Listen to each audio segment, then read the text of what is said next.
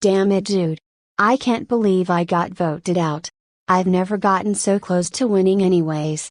Well, I got voted out earlier before you in that show.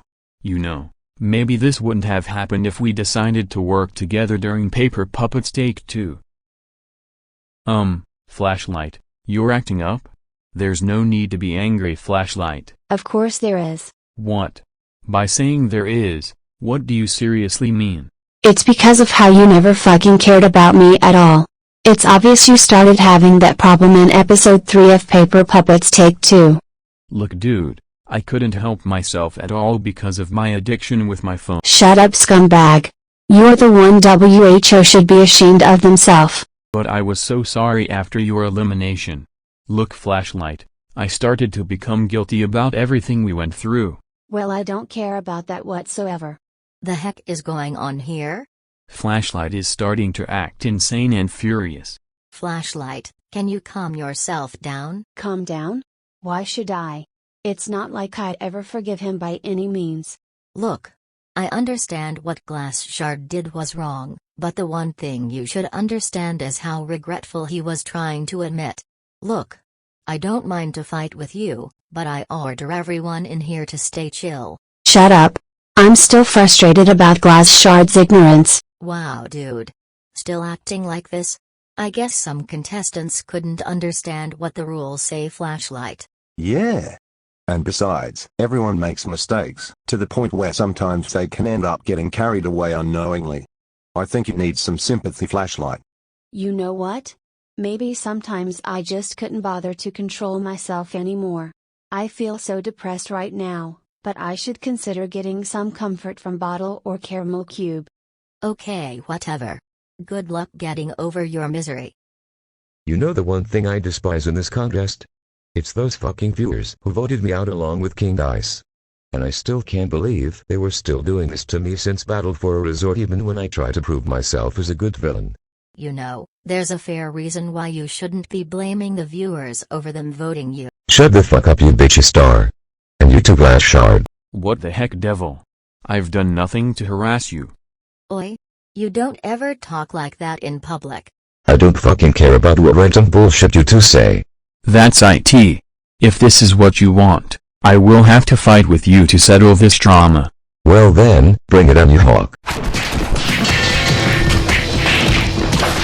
Holy crap, dude.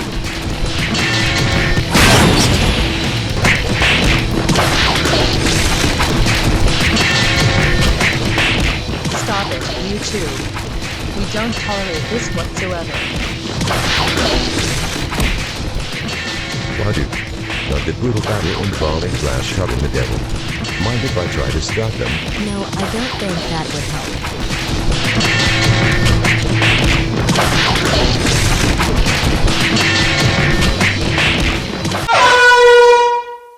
Enough is enough. The devil and Glass Shard, how about you sit at the timeout center and reflect on what you've done? Look, dude, I'm so sorry. I couldn't bother cooling myself down. Well, maybe consider taking a break from your friends or just meditate yourself. Fine. You know what? I'm not gonna be fed up with this anymore. To you all, don't ever chat with me while I'm still angry. OMG, Joseph. You were able to resolve this brawl. To realize how successful you really are. Yeah, I mean, you had the job of reminding the contestants to remain calm. Not like I mind that, but the one question I should ask is, why are you staring at me? Well, to think Sapphire wasn't the only one you have a crush with, I was wondering how much you admire me over the years.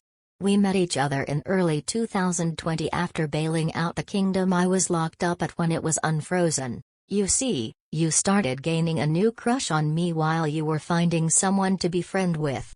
That way, we started interacting with each other. The reason why I didn't have much interest in you back then is because I just thought you were some ordinary guy, not so much like Prince Shieldon, the only friend I had since the 16th century. And then, after getting along together, you began expressing your love for me, thinking about how I had a downer life during the past. Then in late 2020, we finally created our friendship with each other. Which is why I wanted you to test your love for me as well as your heroism. What? But I never had a girlfriend at all, not even when I first discovered the internet.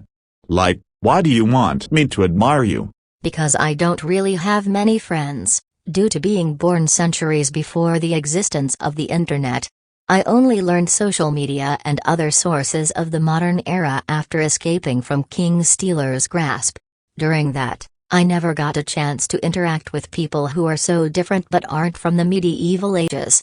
And my family are sadly executed by King Stealer. After Prince Sheldon's death, I was left devastated, now having no friends aside from you and your own friends. The only one I've adopted is Cyan Magical Star aka Kali, who is now alone due to a catastrophic hurricane that killed her family years ago.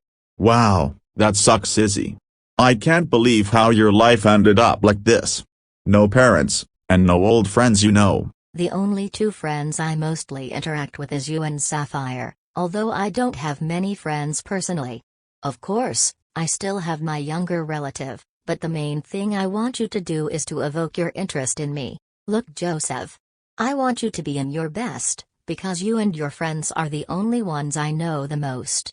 Above all, I didn't only want you to be a great friend for me, I just want you to have a crush on me, and also do everything to prove your love for me.